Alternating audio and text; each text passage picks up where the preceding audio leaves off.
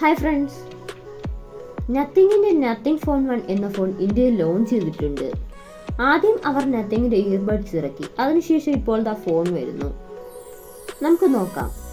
ഈ ഫോണിൻ്റെ സ്പെസിഫിക്കേഷൻസ് നോക്കുകയാണെങ്കിൽ, ഡിസ്പ്ലേയുടെ കാര്യം നോക്കുകയാണെങ്കിൽ 6.5 ഇഞ്ചിൻ്റെ ഫുൾ HD+ OLED പാനലാണ് ഈ ഒരു ഫോണിൽ യൂസ് ചെയ്തിരിക്കുന്നത്.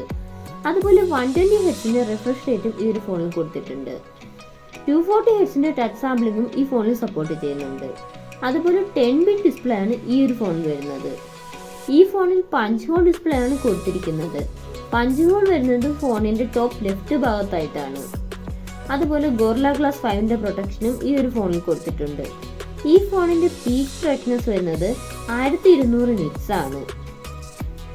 ഓവറോൾ ഡിസ്പ്ലേ ഫീച്ചേഴ്സ് നോക്കുകയാണെങ്കിൽ നോർമൽ ഒരു ഫോണിൽ കൊടുക്കുന്ന ഡിസ്പ്ലേ ഫീച്ചേഴ്സ് ഒക്കെ തന്നെയാണ് ഈ ഒരു ഫോണിലും കൊടുത്തിരിക്കുന്നത്. ഇനി പ്രോസസ്സറിന്റെ കാര്യം നോക്കുകയാണെങ്കിൽ സ്നാപ്ഡ്രാഗൺ 778G+ 5G എന്ന പ്രോസസ്സറാണ് ഈ ഒരു ഫോണിൽ കൊടുത്തിരിക്കുന്നത്. ഇനി സ്റ്റോറേജിന്റെ കാര്യം നോക്കുകയാണെങ്കിൽ 8GB 128GB, 8GB 256GB, 12GB 256GB എന്ന വേരിയൻസിലാണ് ഈ ഒരു ഫോൺ വരുന്നത്. അതുപോലെ LPDDR5ന്റെ റാമാണ് യൂസ് ചെയ്തിരിക്കുന്നത്. UFS 3.1 സ്റ്റോറേജ് ടൈപ്പാണ് കൊടുത്തിരിക്കുന്നത്. അതുപോലെ ഈ ഒരു ഫോണിൽ മെമ്മറി കാർഡ് സ്ലോട്ട് ഒന്നും കൊടുത്തിട്ടില്ല. അതുപോലെ തന്നെ 3.5mm ഓഡിയോ ജാക്കും കൊടുത്തിട്ടില്ല. ഈ ഒരു ഫോണിൽ NFC സപ്പോർട്ട് ചെയ്യുന്നുണ്ട്. ഇനി ബാറ്ററിയുടെ കാര്യം നോക്കുകയാണെങ്കിൽ 4500 mAh ബാറ്ററിയാണ് ഈ ഒരു ഫോണിൽ കൊടുത്തിരിക്കുന്നത്. 33 വാട്ടിന്റെ ഫാസ്റ്റ് ചാർജിങ്ങും ഈ ഒരു ഫോണിൽ സപ്പോർട്ട് ചെയ്യുന്നുണ്ട്. പക്ഷേ ഈ ഒരു ഫോണിൽ ചാർജർ ബോക്സിനോടൊപ്പം വരുന്നില്ല. ചാർജർ വേണമെങ്കിൽ സെപ്പറേറ്റ് വാങ്ങണം. ചാർജറിന്റെ പ്രൈസ് വരുന്നത് 2499 ആണ്. അതുപോലെ ഈ ഒരു ഫോണിൽ Type-C ചാർജിംഗ് പോർട്ടാണ് കൊടുത്തിരിക്കുന്നത്. ഈ ഫോണിൽ in display finger print sensor ആണ് കൊടുത്തിരിക്കുന്നത്. ഈ ഫോണിന്റെ വെയിറ്റ് വരുന്നത് 194 ഗ്രാം ആണ്. Thickness 8.3 mm. IP53 റേറ്റിംഗും സപ്പോർട്ട് ചെയ്യുന്നുണ്ട്. ഗ്ലാസ് ബാക്ക് ബോഡി ആയിട്ടാണ് ഈ ഒരു ഫോൺ വരുന്നത്. ഇനി ക്യാമറയുടെ കാര്യം നോക്കുകയാണെങ്കിൽ ബാക്കിൽ ഡ്യുവൽ ക്യാമറ സെറ്റപ്പ് ആണ് കൊടുത്തിരിക്കുന്നത്. 50 മെഗാ പിക്സലിന്റെ മെയിൻ ക്യാമറയും 50 മെഗാ പിക്സലിന്റെ അൾട്രാ വൈഡ് ആംഗിൾ ലെൻസും ആണ് കൊടുത്തിരിക്കുന്നത്.